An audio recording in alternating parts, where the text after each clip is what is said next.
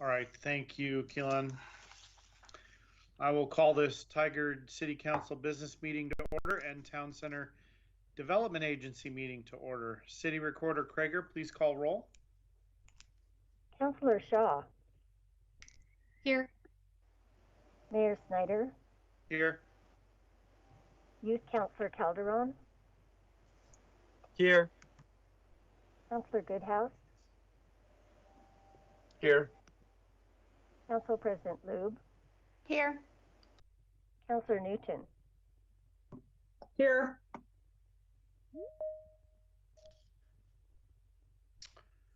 Okay, Keelan, could you please put up the pledge, or the, put up the flag so we can participate in the Pledge of Allegiance? I would ask everyone to mute themselves and participate on your own.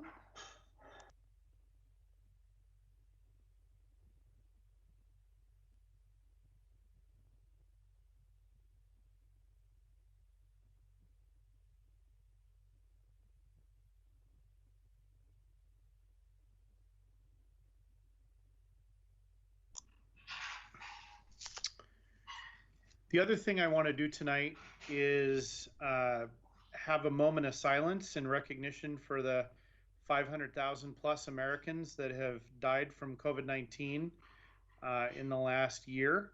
And so I would like us all to observe that for a moment. If everyone is willing, I would appreciate it.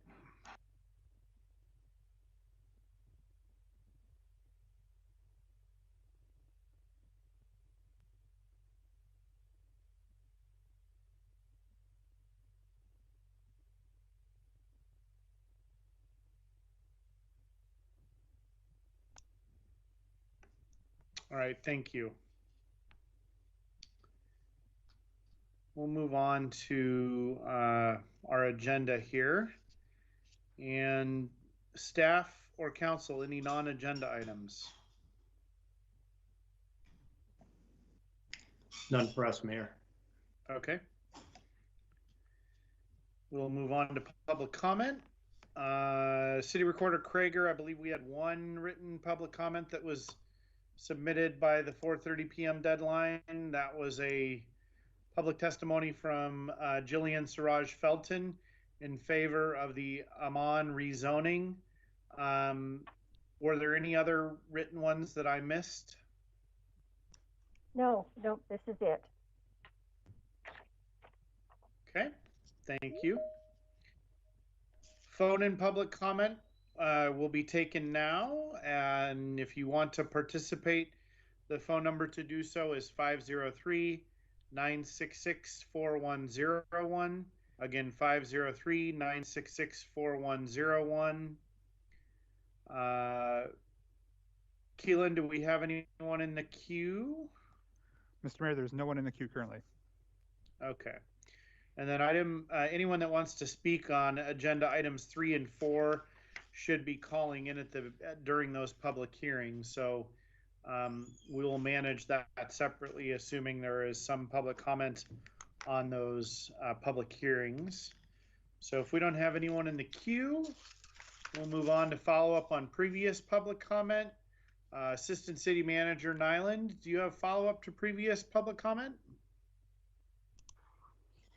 Good evening, Mr. Mayor and councilors. Yes, we do have a follow-up. Last week, there was no public comment provided, but 2 weeks ago at the February 9th meeting, we had a caller comment wanting more information about how the urban renewal funds work and how any monies would be transferred from general fund into the urban renewal fund. So I wanted to let you all know that we did respond to that constituent within 48 hours. And we've had continued conversations just providing him more information about the logistics of that program and the benefits received. So I wanted to let you know that that communication is underway, and he seems to be really receptive about the information we've provided so far. Thank you, Assistant City Manager Nyland. Anything further? That's it. Okay, thank you. Appreciate that follow-up. And I've been tracking those back and forth, and I think we provided some good information, so I appreciate that. Item number 3 on the agenda is a legislative public hearing to consider an ordinance allowing for the implementation of 20-mile-per-hour speed zones. I will open the public hearing. Anyone that wishes to testify will be allowed to do so. You may do that by calling and getting in the queue. And that phone number to call is 503-966-4101. Again, 503-966-4101. And we'll move on to the staff report from Senior Project Engineer Enlow. Good evening, Council. I am hoping you can hear me okay. We can. Perfect. I am going to share my screen now. 1 second, please. Okay, good. Oops. Great. Oh. Okay. Thank you for bearing with me. I am here tonight. My name is Tegan Enlow. I'm a senior project engineer in our transportation sort of wing of Public Works. And I'm here to present for you this evening an ordinance for your consideration that would essentially allow the city engineer to establish 20-mile-per-hour speed zones in select residential areas in Tigard. Tegan, I'm not seeing your presentation. I don't know if others are. Oh. No. Okay. Now There we go. there. Okay. Let me try again. 1 second. How about now? See what happens when I. It seems to be. Yeah, it seems to be turning off when I go into presentation mode. So let me try one more way. And then if this doesn't work, I will just run it not in presentation. This is my favorite part about technology. Okay. Sorry, last try. My apologies. I don't know why it's doing that. All right, can you see it when I show it in this mode? So it's not in presentation, but can you still see the slides? Yeah, maybe zoom. Well, I guess if you zoom in, we won't be able to see the whole slide, but we'll give it a try. Let me see. We'll make it work. Okay. I apologize. I don't know why it's doing that. So what I am presenting for you tonight is an ordinance for you to consider that would allow the city engineer to establish 20-mile-per-hour zones in select residential areas in Tigard. So this is my second time presenting to you. I spoke with you a few months ago about the concept of a 20-mile-per-hour program and what that might look like. And during that presentation with you, it seemed like there was, in general, some support for the concept, but some specific questions were raised that I wanted to make sure I had the opportunity to address for you all tonight. So one of the questions that was brought up at the last presentation was we had proposed that some of the sort of piloted or early implementation locations for a 20-mile-per-hour program would be a subset of streets that we've identified as documented driver behavior concerns category. And there were some questions about what it looks like to qualify into that category. So staff have put together a recommendation of a list of characteristics that we would work in coordination with the city engineer to consider in terms of determining if a location would qualify for this. The idea is that it wouldn't have to meet every single one of these criteria at the same time, but it would be some combination of this set of criteria that would make it eligible to fall into that category. So the first criteria is that 50% or more drivers must be going over the posted speed limit. The second is that the 85th percentile speed must be more than 5 above the posted speed limit. And the 85th percentile speed is a term that we use that means that 85% of drivers are going at or below that speed. So it represents 85% of the people on the roadway, essentially. And then next is that the average daily traffic must be more than 600 vehicles per day. There must be a record of concerns that have been expressed to the city for a period of more than 1 year, and that it must have complex geographical features such as a steep grade, sharp curves, or other criteria.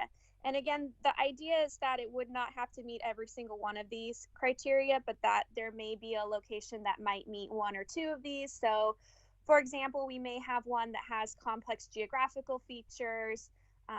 It could have a record of having expressed concerns for a long period of time and an average daily traffic of over 600 vehicles, but the 85th might not be 5 or more above the posted speed limit, and it has still been determined by the city engineer that it is an area that we think would benefit from the 20-mile-per-hour program. Another question that was raised is what the public education would look like related to implementation. So prior to bringing this ordinance to you for consideration tonight, staff have sought community input and provided education on the potential program through the Cityscape newsletter, social media campaigns, and Tiger Life. There's also been some survey and outreach that is done that I will go over with you in a little bit. If the ordinance is adopted, we would be proposing to provide education to the public for the initial pilot locations through a combination of 20-mile-per-hour postcards that would go to those specific installations as part of this subset of pilot spots in advance of the 20-mile-per-hour going out. So if you're one of the handful of locations that would be a first wave of implementation, you would get a postcard that says, hey, this is coming, this is what you can expect. There would also be information provided on the website and, again, social media campaigns as well. Another question we had is what the police support would look like and what they would be able to do in terms of resources. There were some questions asked prior that we needed to have some conversations offline about just to kind of better understand the proposed schedule and how that might work with their department as well. And what we have heard is that with the proposed schedule, police feel that they can support with their existing motorcycle officers and that they'll be able to supplement with patrol as necessary. Their initial approach will be to focus on education as opposed to enforcement or ticketing immediately, unless someone is, really blatantly violating the 20-mile-per-hour program. And I'm sure if you have questions that they can speak to that a little bit more. And then engineering will also be collecting data on the compliance of the new zones so that we can provide that information to Tigard Police and they can direct their enforcement in an effective manner. So we're going to collect some data before these installations go in, and then we would be following up a couple months later to see how things are going. So what we're proposing for the schedule, because this was another question that was asked, is that it would take us about 6 months after adoption of an ordinance for us to do some scoping, preparing postcards and mailings, ordering signs, collecting some before data, and really getting everything prepared so that we can be really efficient once we start with rollout.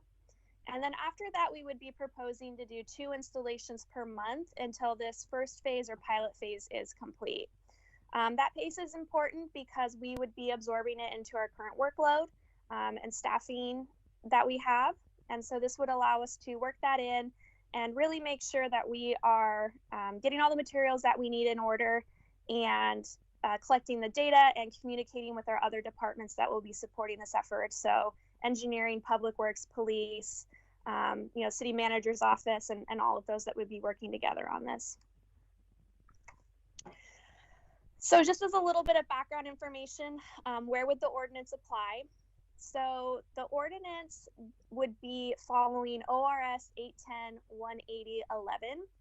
And what the state requires is that in order to have this go into effect, Essentially, we can establish a speed that's 5 mile per hour below the statutory speed of 25 miles per hour on a roadway that meets the following criteria. So it has to be currently a statutory 25. It cannot be an arterial, and it has to be located in a residence district. So these are the criteria that are required by the state of Oregon. I believe if the city wanted to put additional criteria on top of that, it is something that could be discussed, but this is the minimum requirements to be compliant with the state. So this map, and I realize that it's not easy to zoom in on, so if there's questions on this, I can actually open just the graphic itself and zoom around for people to see. But this map is just meant to show where Tigard qualifies, and the intent of it was to identify that it's a very large portion of Tigard that would be eligible for the 20 mile per hour implementation based on the state requirements. The different colors in here represent equity scores. So the ones that are blue and green have lower equity scores and therefore less need. And the ones that move to yellow, orange, and red have a higher equity score and therefore what we would consider a higher need.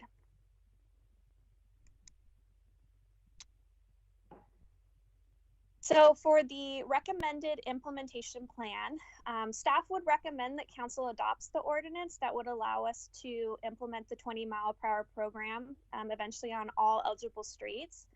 Full rollout would require significant staff time and capital funds and could take several years. So what we're recommending initially is that we do a targeted implementation in key locations that's part of a first phase. And that would allow us to get a better understanding of the workload associated with it and do further scoping for potential citywide priorities.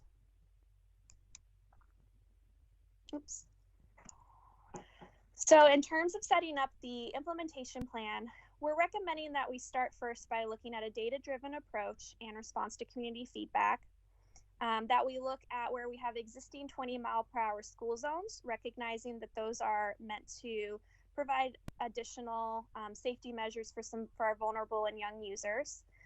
So our safe routes to school and walk and roll routes, areas that provide connections to our trail system, and then again, areas with documented behavioral issues and complex features.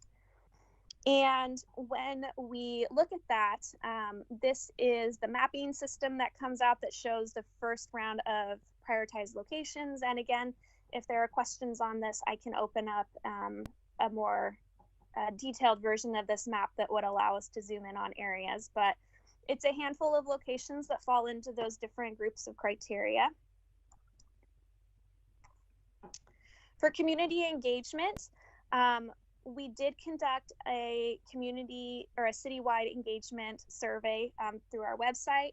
We received 208 responses, and the majority of people who responded, 67%, were in support of the 20 mile per hour program.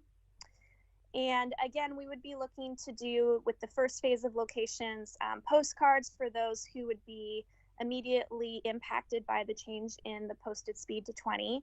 We would be making 20 is plenty signs available that people could put into their yards.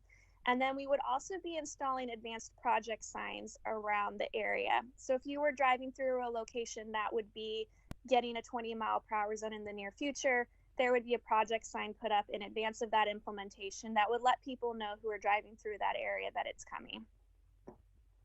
And again, that would be something we would be doing for the first phase of rollout. If we were to do a larger batch later, more of a citywide deployment, we may have to reevaluate, whether or not we could put signs up at every installation at once. So the next steps, if the ordinance is approved, would be to continue our outreach and education efforts, to begin implementation, and to conduct the before and after studies so that we can see what sort of compliance we're getting and how effective the program is on the community, and that can help inform us about what our next continuation of the program may look like. So for your consideration tonight, staff is recommending approval of the drafted ordinance if council so chooses. And if approved, then staff can begin implementation of those 20 mile per hour zones where eligible. And with that, I would be happy to answer any questions. Again, I apologize that my PowerPoint presentation won't let me move to presentation mode. Hopefully you were able to see some of the content on the slides, but if not, I would be happy to expand those. Thank you, Tegan. And I believe that I want to make sure that council is focused on questions of you, not on consideration or debate at this point. So are there any counselors that have actual questions? Okay. We will move to public testimony. I don't believe we got any written public testimony. City Recorder Krager, can you confirm that? That's correct. We did not. All right. And then, Keelan, do we have any callers in the queue? There are no callers for this hearing now. Okay, thank you. So there will be no response to testimony by staff. I will close the public hearing. Council consideration of ordinance number 21-05. I don't see anyone hopping up to speak, so I'll speak, I guess. I just want to make sure that the council and the community knows that when I was running for mayor and knocking on thousands of doors, this was in the top 3 things that I heard as I talked to thousands of Tigard voters. And it's been on my agenda since that experience. And, you know, a couple years ago, we weren't really allowed to take this action. Portland had a pilot program. We supported state legislation to allow us to be able to do this. And I'm just glad that this is finally coming to fruition, specifically around neighborhood speed and speed limits. So I'll just start us off with that. Councilor Shaw, you have your hand up.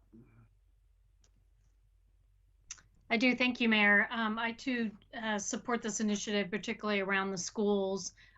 Living close to a middle school and an elementary school, speeds are definitely in excess of even 25 miles per hour. So very much appreciate that. I did want to note that there were a couple of respondents who had mentioned that if there is a lowering, that they hope to see some enforcement, and noting that Tegan, you had mentioned that this could be within the scope of motorcycle, but also the police force and their enforcement. I hope that that is indeed the case. All right. Youth Councilor Calderon, anything? Yeah, I would also like to voice my support for a 20-mile-per-hour speed limit. I'm looking here at the map and I'm seeing that my neighborhood is in red, which is probably accurate because I do see quite a few people going over the speed limit sometimes, which is dangerous. And I'm glad that it'll be lowered, and hopefully there'll be people who take it seriously and slow down. So thank you for this presentation, and I would like to support it. Councilor Newton, anything? Yeah, I think it's a great program too, great presentation. I also really appreciate the pilot program and the way you've broken down how we're gonna focus this and how we're gonna roll it out. I think schools are really important, access to schools, those safe routes to schools. And then, you know, you see people out walking around to access our parks and trails. And so I think the way we've got this established in terms of priorities is good too. So thanks for that. Council President Lube? I have nothing to add that hasn't already been said. Councilor Goodhouse? I as well support it. I know as the mayor and others have said that a lot of people, this is really a big concern. And when you talk to people, they're always concerned about people speeding on their streets, or they have those little green cutouts or the signs or anything, or drive like your kids drive, you live here. So I think it's definitely a step in the right direction. And we put it on social media and people get it out there. I think more people will get behind it, and hopefully it gets people to slow down in neighborhoods. Someone want to make a motion? I move to approve ordinance number 21. I'll second it. Okay, it's been moved and seconded. City Recorder, read the number and title of the ordinance. Ordinance number 21-05. An ordinance to allow the City of Tigard to implement 20-mile-per-hour speed zones in select areas. And City Recorder, a roll call vote. Councilor Shaw, Yes. Mayor Snyder, Yes. Councilor Goodhouse, Yes. Council President Liu, Yes. Councilor Newton. Yes. All right, ordinance number 21-05 is adopted unanimously. Thank you, staff, for putting this together. I know this is a long time coming, so thank you to the entire team. And Tegan, I know you get to present it, but I know a lot of people worked on it, so thank you. Thank you very much. All right, we'll move on to our next agenda item, which is a quasi-judicial public hearing to consider approval of the Amman rezoning application.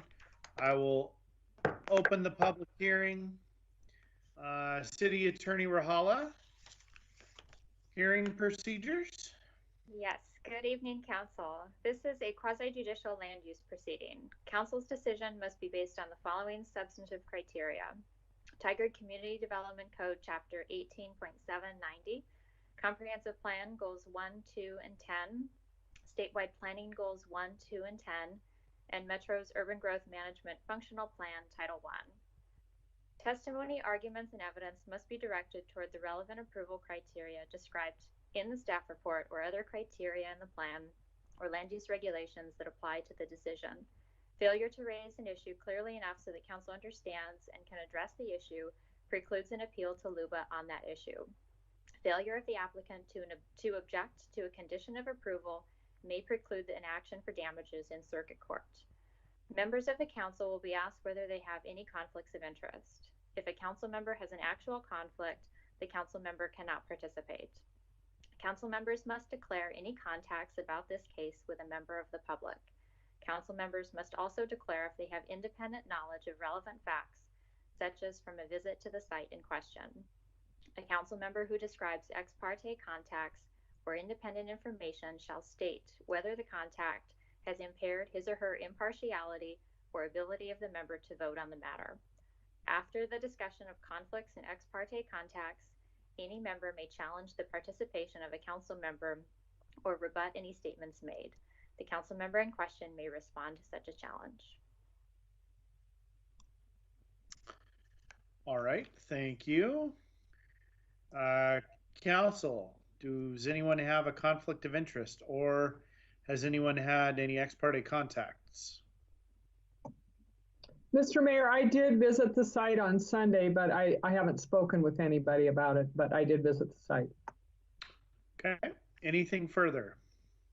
And Mayor, this is Councilor Shaw. I visited the site a couple months ago, but I too did not speak to anyone while walking. Okay, thank you. And is there any member of the public that wishes to challenge our impartiality? I guess City Attorney Rahala, in the age of COVID, how is that supposed to happen right now?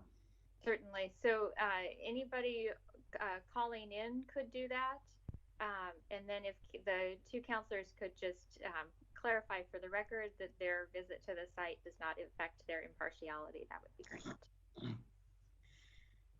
All right, Councilor Shaw. Yeah, my visit, it was including walking about 10 blocks in the neighborhood, but would not at all. Councilor yeah, it doesn't affect my ability to be impartial on this action. And then Keelan, can you check with various callers and see if any of them are wanting to object to a member of council's ability to be impartial? I'm checking right now.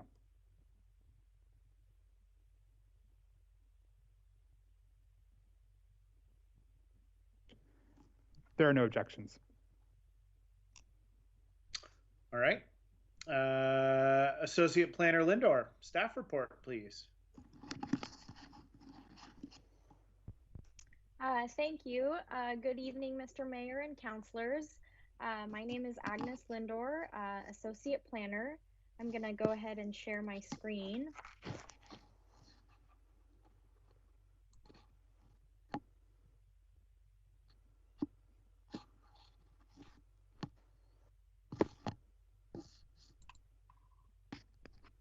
Okay, can you all see that?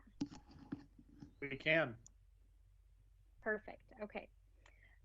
So the hearing before you tonight is the Amman Comprehensive Plan Map and Zoning Map Amendment. So just to give you a little context, the shaded gray area is the site. It's located kind of on the north end of town. Pacific Highway is to the south, and Fred Meyer is located just to the east of it. The site is made up of 3 lots totaling approximately 3.6 acres. This site was recently approved to be partitioned into 3 lots. So you can't see the actual configuration of the 3 lots on this slide, but just to give you an idea, the north lot that is north of Torchwood is lot 1, and it's currently vacant. And then lots 2 and 3 are just located here on the southern portion, just south of Torchwood, and that portion is currently made up or occupied by a rental RV business. So the current zoning is R12 and CG, kind of split down the middle here.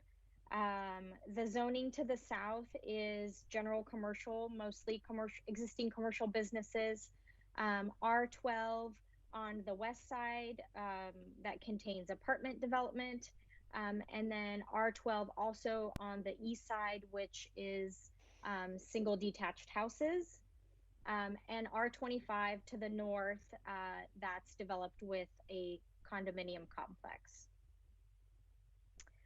So again, the applications before you tonight are a comprehensive plan map amendment that would change the site from general commercial and medium density residential to commercial, general, and medium high density residential.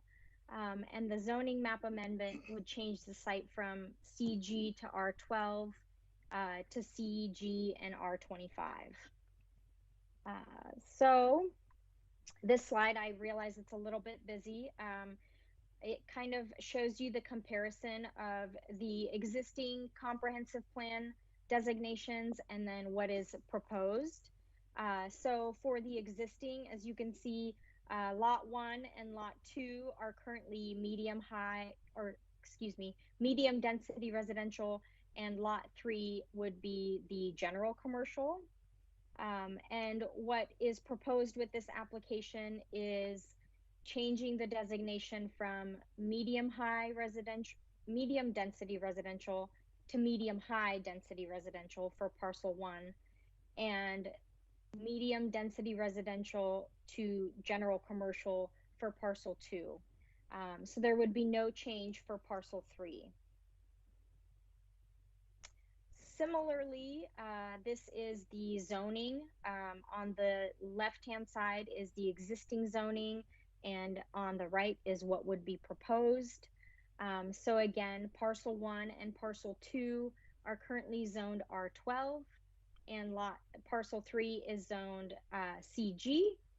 And what is being proposed is parcel 1 going from R12 to R25, and parcel 2 from R12 to CG. And again, no change for parcel 3.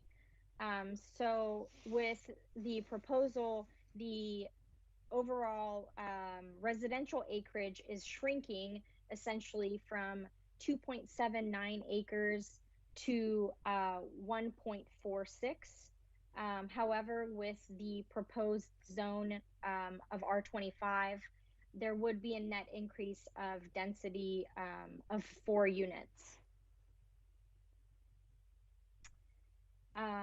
So as shown in the staff report that was sent over, the proposal has demonstrated compliance with the applicable comprehensive plan policies and map designations, and there is adequate public facilities to serve the property at the proposed zoning. Before I get into the Planning Commission recommendation, I did want to talk a little bit about the public testimony that was received at the public hearing, the Planning Commission public hearing on January 25th. There were citizens that came and testified. Most of the concerns were regarding the parking, traffic, and safety on Torchwood Street, as well as the concern that Parcel 2, which is the middle parcel proposed to be the commercial zoning, taking access from Torchwood Street. However, as I mentioned earlier, the partition that was approved in December of last year does restrict the access for Lot 2 to only Pacific Highway. There would be no access for Parcel 2 to Torchwood Street. And then as far as the existing conditions for Torchwood Street, again, at this time, there's no development that is proposed with this application. When development is proposed on this parcel, there will be an evaluation of traffic and other improvements that would be required along Torchwood. So I believe Council has received all the public comments that have been submitted for this project, including the one that was just submitted today that's in favor of the proposal. So at the Planning Commission hearing, reviewed the application and the public testimony and recommended approval with a 5-to-1 vote and 2 abstentions of the comprehensive plan map amendment and the zoning map amendment. Before I conclude my presentation, I did want to respond to Councillor Newton's questions that were emailed earlier today regarding how the application advances the affordable housing plan and whether or why one site of R25 would be more beneficial than 2 sites of R12. Staff did want to just say that under the current zoning or the proposed zoning, both could be, in both instances, affordable housing could occur. With the proposed zone change, there would be an allowance for 4 additional units. And as far as the way that the site is being proposed, it provides a better configuration for the commercial development with the access being proposed at 99W. The applicant may also have additional items that why they proposed the application in this manner. And then lastly, as far as the trip cap that is set with this application is a condition of approval. The trip cap was established through the TPR, the Transportation Planning Rule analysis that was done with this application, and any future development would require city staff to review the proposed development and make sure that it complies with the trip cap that was established with this application. So that concludes staff's presentation. Agnes, can you comment on Planning Commission 2 abstentions? That's kind of unusual to have a 5-1 with 2 abstentions. Can you explain what happened there? Sure. So unfortunately, nobody asked why they abstained from voting, so it never came up. So I honestly don't know the answer to why that was. And none of the other commissioners asked a reason why either. Okay. And the 1 no vote was based on what rationale? Was that stated? So what I gathered from, and again, I don't want to speak for Commissioner Brooks. I think it was, she didn't feel comfortable that the future development application would not be required to go to Planning Commission. It might just be a site development review, which is a type 2 review and doesn't require a public hearing. And the commission didn't go that direction to require the additional review by Planning Commission. And again, I'm speculating. I know that that was something that that she had brought up. Okay, thank you. Are there other questions of the staff report from council? Councilor Newton? Yeah, thanks for answering the questions I sent over today or yesterday. But Ms. Lindor, could you review for me how access works for Parcel 2? I see it has direct access to Torchwood. Does it have direct access to 99? The colors on the map make it hard to read the property lines. So is there a flag or something? How does that work? Thanks. Sure. So when they were approved for the partition, they are required to record easements that grant access to Highway 99 through Parcel 3. So that was part of the approval. And again, there would be no curb cut to allow access to the north onto Torchwood.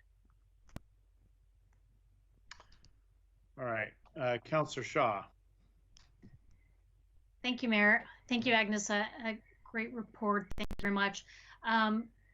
Staff Tom McGuire had mentioned that the width of the street was typical of streets within Tigard from parking.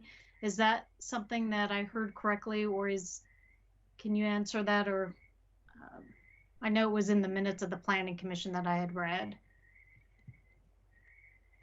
Sure. Jeremy, do you want to take this one, or Tom?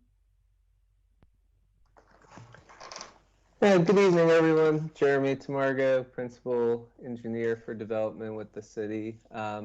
So I guess there's two parts to that. So the parcel itself that we're talking about here for the Amman property, they will be providing, upon development, a full local road street section. So that's 32 feet of pavement that would match kind of what's immediately existing there to the east section.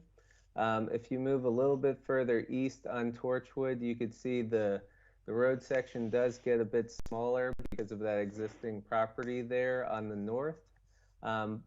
The smaller pavement cross section essentially is just a reduction in the parking. Yep. Oh, thanks, Agnes. You could see kind of how the parking lane there is not provided based on that existing property. So that's really the only constraint there through Torchwood, is that there's no parking along the north side there through that section. Great, thank you. You're welcome. All right, any other questions of staff? Okay, we will move on to testimony from the applicant.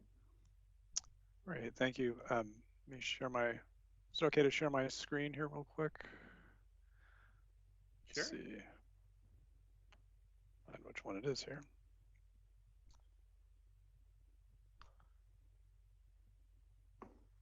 All right. Can everybody see that? Great. Well, thank you for the time this evening. My name is Alex Dupy. I'm with MIG, where we were hired by the landowner, Walter Amman, to develop the comprehensive plan and zoning amendment. And so rather than stepping through what Agnes had already presented, I was going to talk just briefly about the transportation planning rule analysis, which was some of the initial work that is done and that's required by the state when you start to look at comprehensive plan and zoning changes. So I'm going to step through that, but also to talk about just a couple questions that Planning Commission had, really around the timing for this project. As Agnes mentioned, this is the site that will be partitioned into 3 different parcels, and the Planning Commission had some questions around why are we looking at a partition and a comprehensive plan and a zone change without a development application to go along with that. And so there's a lot of questions about kind of timing for this specific process, and what I thought it would be useful to talk about kind of what the maybe potential future plans are for that parcel to the north, which is parcel 1 that would be rezoned for R24. Is that the reason why we are looking at this partition and comprehensive plan and zone change in advance of a development application is that the landowner has been approached by an affordable housing developer for that site. And so that's the reason why we're looking at this change in use. To be able to actually apply for grant funding to be able to construct that housing, they need to have the existing zoning in place to be able to support that type of development. So that's why we are proposing or offering the comprehensive plan and zone change now, so that the affordable housing developer can complete their application to apply for funding for that money, and then eventually construct on the site. So it was a question that came up with Planning Commission, so I wanted to just be able to address that about why we're doing it this way, and what the background is for that. With that though, this does implement many of your comprehensive plan housing goals. Particularly to be able to provide diverse housing types within the city, as well as adjacency to transit. There is on Highway 99 frequent transit service, and so when we look at scale of housing, this is an opportune site for people to be able to use transit, in addition to have a more diverse supply of housing types within the city of Tigard. So again, because Planning Commission was asking about it, I wanted to just bring it up to talk to you about why this particular process is moving the way it is. So with this, Agnes has already talked about these specific parcels and what we are proposing, so I won't step through those specific ones. But I did want to talk about the transportation planning rule, because I know one of the counselors had questions about the trip cap, and so I want to talk about how that trip cap came to be. So for zone changes and comprehensive plan requests, the ODOT requires that you do what's called a Tpr analysis, which is essentially looking at, from the transportation planning rule, which is a state requirement, what is the difference in existing trips under existing zoning compared to what the potential future trips might be under the proposed zoning. So does your existing zoning, is it higher or lower than what the proposed future zoning might be?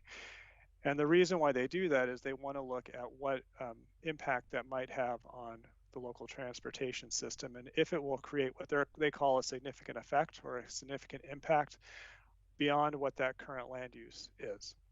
And so this is not a detailed traffic impact study. That's something you would see during a development review. This is really a much higher level set of analyses that looks at those kind of major traffic generators and what the zone change might do to that. In terms of trip generation, the transportation planning rule uses IT trip generation rates, and that's the International Traffic Engineers kind of essentially a book of different trip rates that different types of land uses complete. And so when we look at these land uses, it's not necessarily the type of development that might actually occur on the site. When they look at these IT trip rates, they actually look at what's the potentially the worst case trip generation that could occur on the site if zoning were to change. And so when we think about what the uses might be, it could be fast food or something else, which may not actually be possible on this site, but it has a high degree of trip impact. And so those are the types of things that this looks like, is actually what is the worst case that the traffic might actually generate. So we looked at two intersections, Dartmouth and 72nd along Oregon 99, and then we also looked at the northbound and southbound on-ramps for Highway 217. And overall, the intersections along Highway 99 with the changes in zoning, they still would function within reason. They don't change that V over C ratio enough to cause that significant impact. But the on-ramps for Oregon 99 do show a slight increase, going from 0.94 to 0.95 and from 0.92 to 0.93 for the AM peak hour, and then they increase by 1/100% for the PM peak hour for the southbound ramp. So while there is an increase, even though it's minor, ODOT considers that potentially a significant impact. So to be able to mitigate that, this is where the trip cap comes in for Lot 2. The trip cap essentially requires that any future development does not go beyond a certain level or number of trips for future development. And so when the question is, from future development for the commercial site, what does that look like and what is that going to be? The trip cap for Parcel 2, or excuse me, Lot 2, that trip cap will come into play when or if future development ever occurs. What this does, though, is by applying this trip cap, it still allows the development to occur on Lot 1, and it also would allow development to occur on Lot 3 if those areas were to develop. So while even though the conditions are minor, or the changes are minor, this trip cap proposed actually allows the development to occur as proposed through the zone change. So in terms of next steps, if there is a development application, this type of analysis would be taken to a much deeper level, much more specific level through a traffic impact analysis. But what this is showing us is that, the impacts are minor, but overall with the trip cap, this can be mitigated, and this meets ODOT standards for allowing the zone change in the comprehensive plan amendment to occur. With that, turn that off. So if there are any questions, I'd be happy to answer those. All right, council questions of the applicant's representative.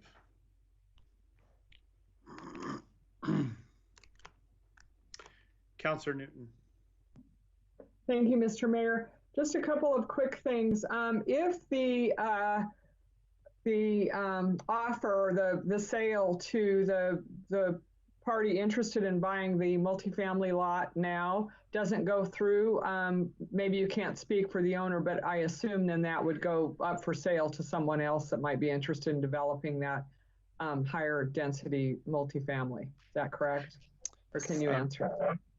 I can't speak for whether or not the sales would or not occur, but certainly if there is, that any parcel could be sold at a future date, Sure. And so that would be certainly a possibility. That's the plan. And then I understand how trip caps work. I guess my concern when I asked the staff was what the possibility of at a later date someone coming in and getting that trip cap lifted. Is there a process for that?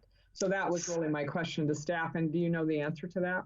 There is a process for that, and actually there's a condition, I believe, within the application about how that would occur. You have to go through a process to show why that trip cap should be lifted and what mitigation you would do to do that. And so that would be, if development were to occur and the applicant wanted to do that, that would be a process they would have to do in addition to the typical traffic impact analysis. Okay, thanks. Sure. Other council questions of the applicant? All right.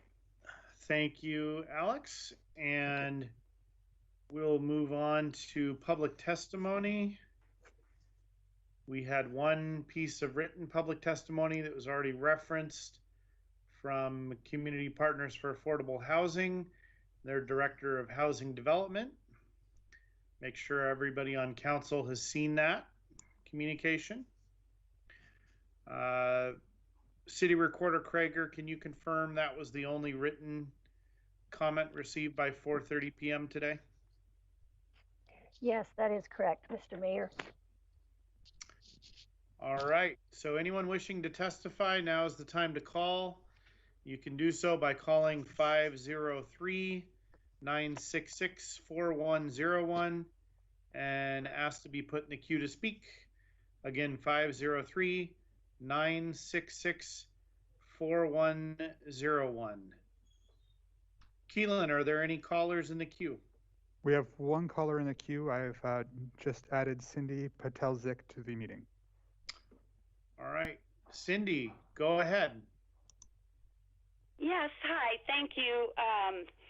I live on 74th Avenue, and I'm very concerned about what a high density. Now, I realize it seems like 4 more units doesn't make that much difference, but for us, it will make that much difference. And I wanted to ask, I have sent in comments online, and Agnes assured me that they were being sent to the city council.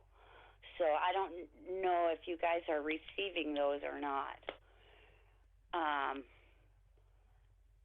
And my concern is traffic. That is my main concern. We had on the 27th of January, we had an incident down here off of Torchwood, which if any of you have been down there, you see it dead ends, and then it goes, you turn left and go around I think it's Legacy Oak Way.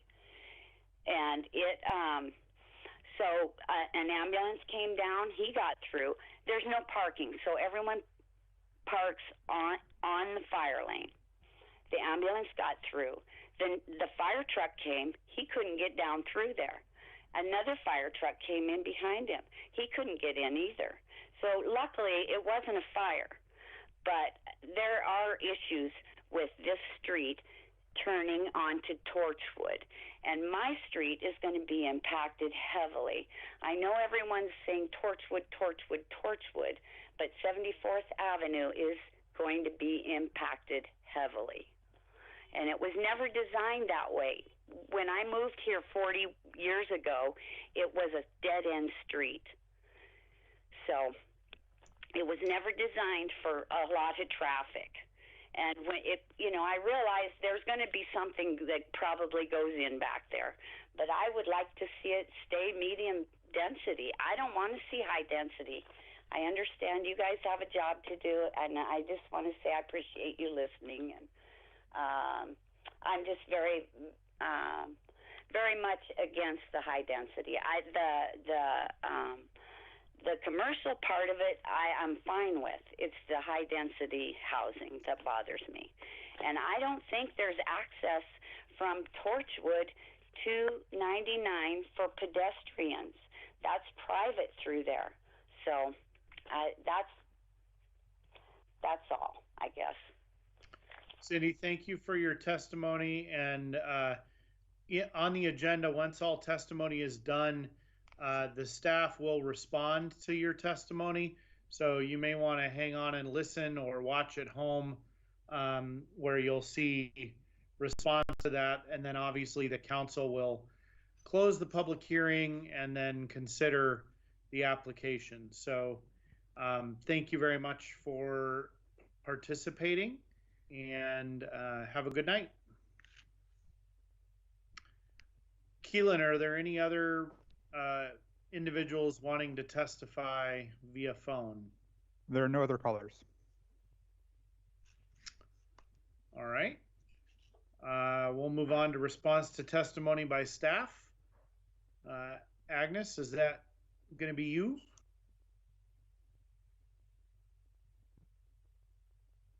Yes, sorry about that. My microphone was off. So yes, I hope you received all of the comments, because they were forwarded as part of the recommendation from Planning Commission as an attachment. So you should have all of the comments that were received up until today. As far as the traffic and again improvements to Torchwood, at this time, since there is no development, that evaluation of the improvements and what would be required as far as improvements for Torchwood would be reviewed at the time of a development application. The public access that I believe that was being referred to on the parcel that was, I think it's White Oak Village. It's the, here, I'm gonna pull it up on the map here.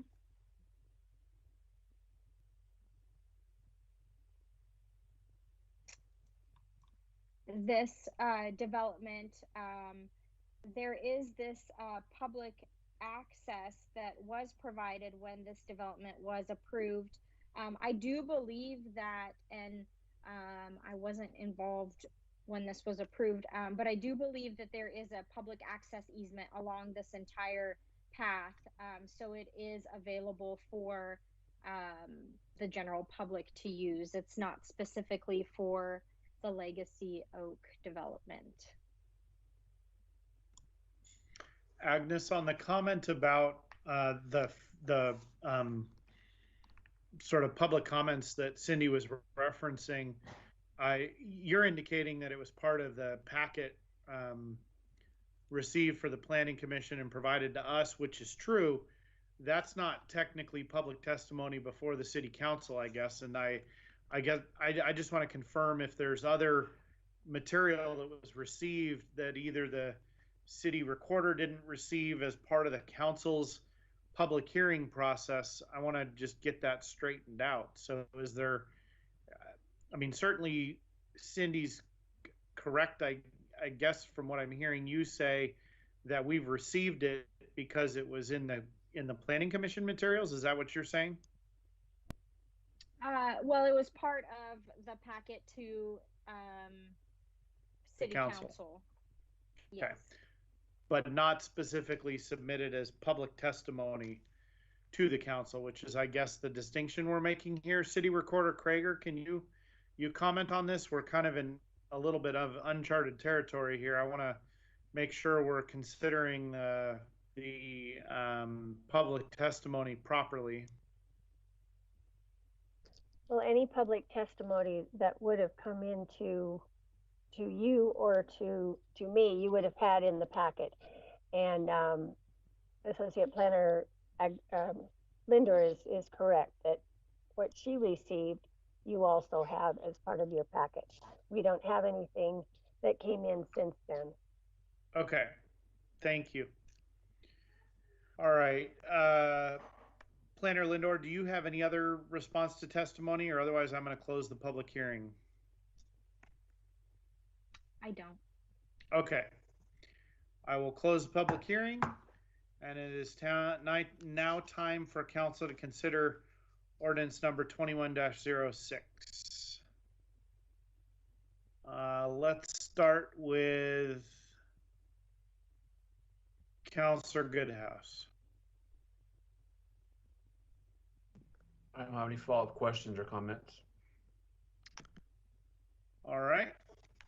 Councilor Newton. Well, I have a lot of questions, but it occurs to me they're really more appropriate for the development of as the development moves forward. I think it's interesting to note we're talking about 4 more units. And so although that does have somewhat of a traffic impact on Torchwood, you know, it's not like we're talking about going from R12 to R25, you know, on both properties. So, you know, I do have a lot of questions, but, you know, thinking about this as a zone change and a comp plan amendment, I can't think of anything that hasn't been covered to comment on or ask now. Thanks. Okay. Councilor Shaw. Thank you, Mayor. If I'm correct, the Southwest Legacy Oakway is private, and having been involved in homeowners association, that would include the painted red strip where cars are not supposed to park. Having been involved in those, I know several times it's difficult for HOAs to manage no parking in their red zone, so the fire trucks can get through. So perhaps just a comment that it's important to let those fire trucks through, but have no additional comments unless that information is inaccurate. Thank you. Youth Councilor Calderon. Yeah, just a quick question. I was just gonna ask, by units, are they like townhouses, houses? I just wanted clarification. So I think, I guess we can go to staff for a formal response, but the way the zoning is done, it is the number of housing units per acre, which is what that designation is referring to. So the difference between R12 and R25, for example, is the number of units per acre, but how and exactly what units is less clear. There may be, I think if you look at the information from Community Partners for Affordable Housing, they gave some indication of what they were planning to propose, but again, they don't own the parcel. They've clearly expressed an interest in the residential parcel. So that would be the other thing I would kind of refer you to. Staff, do you want to add anything further to that? Sure. So the density was calculated based on if it were apartment development, and apartment development per each unit, 1,480 square feet of land is required per unit. So that's kind of how that calculation is done. Okay, thank you. Sure. Council President Lube? I have nothing to add. I just want to thank the Planning Commission for asking good questions, and those minutes were really helpful, and all of the information for us to really not have that many questions coming forward right now. I guess I want to, for Cindy's sake, our caller and others that may be listening, it is important to recognize in an quasi-judicial public hearing in Oregon land use law, our responsibility is to act as an impartial judge evaluating the criteria and the specific ways that the applicant or the application does or does not meet those criteria. And so that is our job tonight, and that's what we'll be basing our decision on, because that's what's required in Oregon law. With that said, I haven't heard anyone ask further questions or make comments that would suggest we need to go a different direction. So is there some sort of a motion or further discussion?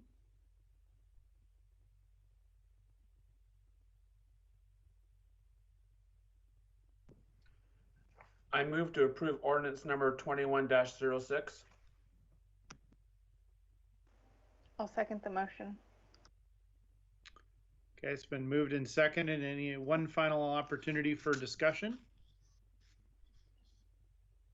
Okay, City Recorder, please read the number and title of the ordinance. Can I make a comment? I don't know if this is where we say it, but in the future, can we, if Planning Commission, if someone abstains, can we just make a note that we find out why in the future? Thank you.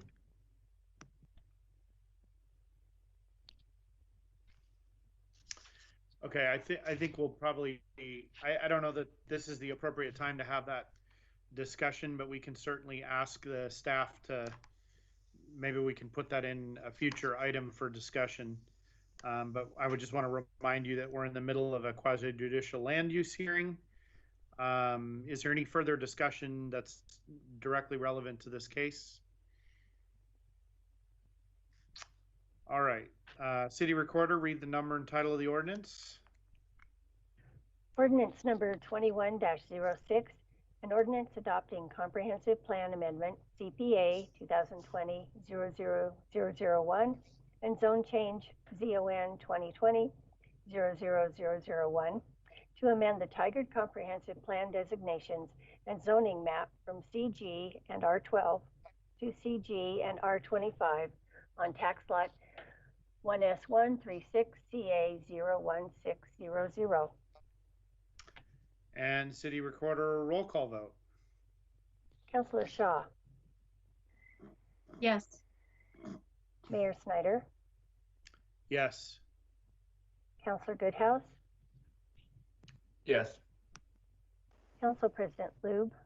Yes. Councilor Newton. Yes. Okay, ordinance number 21-06 is adopted unanimously. Thank you very much. And we'll move on to item number 5 on our agenda, which is to consider a resolution referring the City Center Urban Renewal Plan substantial amendment to the voters. Mr. Fairley, staff report. Good evening, Mayor Snyder and Tigard City Councilors. My name is Sean Farley, Redevelopment Project Manager. Tonight we're asking Council's approval of a resolution to adopt ballot title language and refer the City Center Urban Renewal Substantial Amendment to the voters for the May 18th election. On February 9th, Council unanimously approved the Substantial Amendment Ordinance after a public hearing.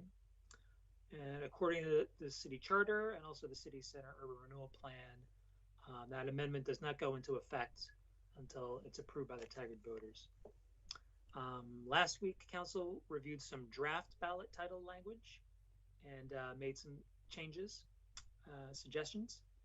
The final draft was sent a little earlier this evening. The one in your packet was not the final version, but we believe the draft that was sent out earlier this evening reflects the discussion and suggestions from last week. So we just wanted to check that this current draft ballot title language meets your expectations and can be referred to the voters. Thanks. And Sean, you want any kind of a motion you want to reflect the amended draft from today? Correct. Shelby, what's the requirement for that? Yes, so Council, the motion would just be to adopt the revised version that you received earlier this afternoon.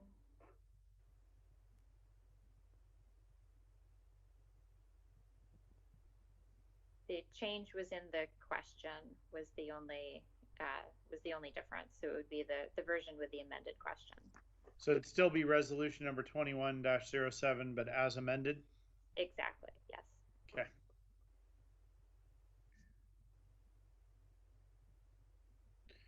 All right, council have questions. I know we spent a lot of time on this last week, so we can spend additional time today, though my understanding is that this does reflect pretty comprehensively our prior discussions. So if there's any last suggestions or changes, I know we're at 175 words, which I believe City Attorney Rahala is the limit, correct?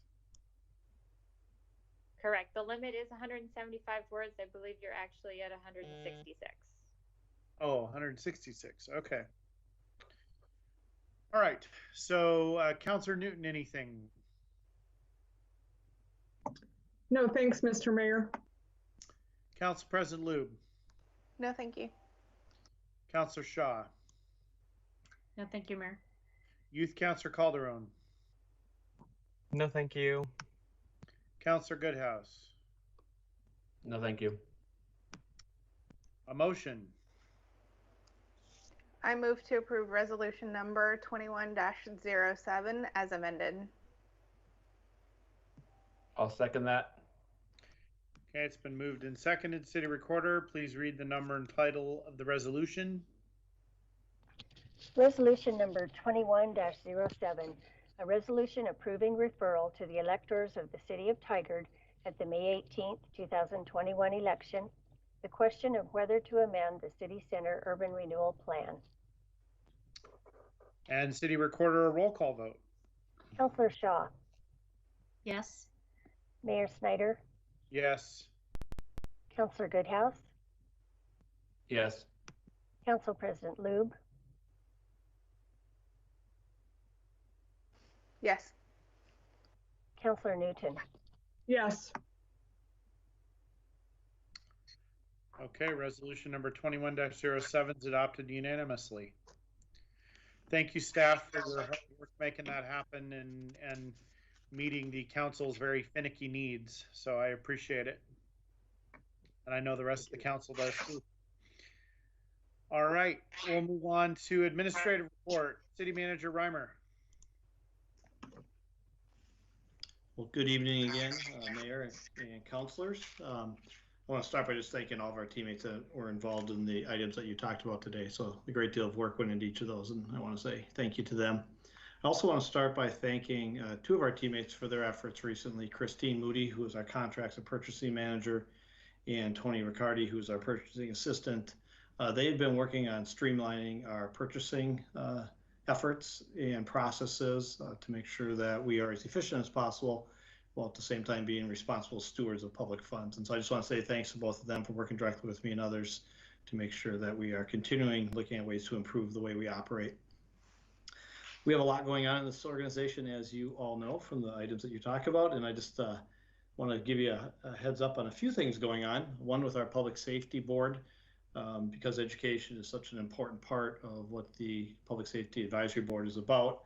We're going to be distributing the book, so you want to talk about race to the members, and there'll be follow-up conversations on that. And so we just think those are the key parts of how the Public Safety Advisory Board is an effective board for all of you and for our community and for themselves. And as you know, we did unfortunately have a member resign this week, and we are working on the process to fill that vacancy, which we'll bring forward to the City Council here in the very near future. From a library standpoint, few things going on there. Happy to report that we already have 14 families that are registered for our virtual event with the web series and podcast host Linz Amer on Sunday. It's February 28th at 1 o'clock. Linz will share different LGBTQ plus and social justice stories and songs with the kids. We've also additional families register with our partner libraries in Beaverton and at the Garden Home community. So registration is still open, and this is being partially sponsored by the Friends of the Library. So we thank them as well for their support of this effort and for our community. Also, it's tax season, as you know, coming up here, and we continue to hand out the tax forms at our library. And it sounds like it's becoming even more demand this year. And one patron who it sounds like she always gets her forms there for many years sent a nice email just saying, I got my tax forms at the library today. The lady was very kind. It only took a few minutes. Librarians are awesome.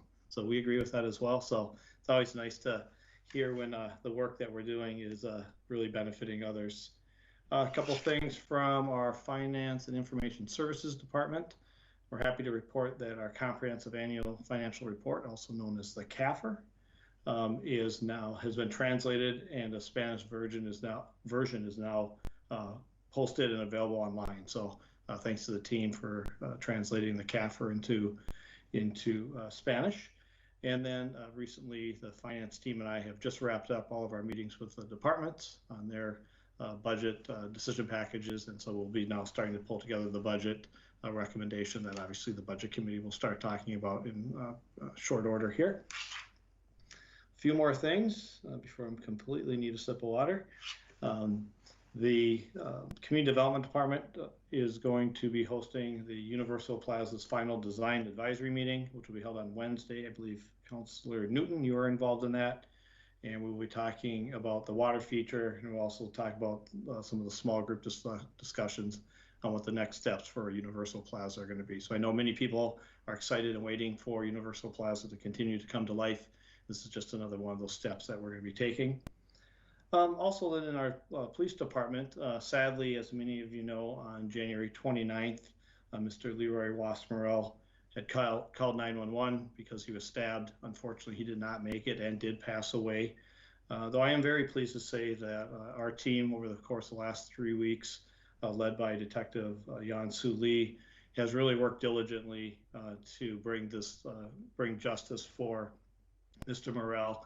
And we just recently did make an arrest of 2 female juveniles that were responsible, that we believe, for that. And so just a thanks to the police department once again for bringing justice to all those that need that in our community.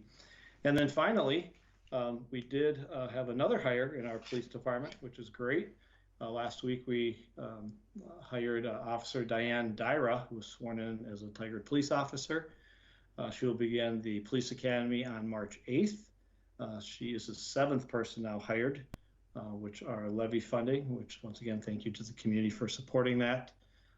And Diane is a graduate of Concordia University, where she obtained her degree and was also on the soccer team. And it's my understanding she's now pursuing her master's degree in Homeland Security. So obviously just another great addition to the quality of the teammates that we hire here in Tigard. And just a quick follow-up on your conversation today. I know the team is working on the board process. and we'll provide, which part of it is to provide clarity on votes like the abstentions that you talked about or questioned today. And so we are working on some improvements in those processes that we'll be bringing forward in the near future. And that completes my report for the evening. Have a great night. Thank you, City Manager. Let's see, we have an executive session scheduled, and we're going to be adjourning immediately after that. So I need to read the citation for going into executive session. The Town Center Development Agency will go into executive session to discuss real property negotiations under ORS 192.660 subsection 2E. All discussions are confidential and those present may disclose nothing from the session. Representatives of the news media are allowed to attend executive sessions as provided by ORS 192.660 subsection 4, but must not disclose any information discussed. No executive session may be held for the purpose of taking any final action or making any final decision. Executive sessions are closed to the public. The meeting will adjourn immediately after the executive session. Good night, Tigard.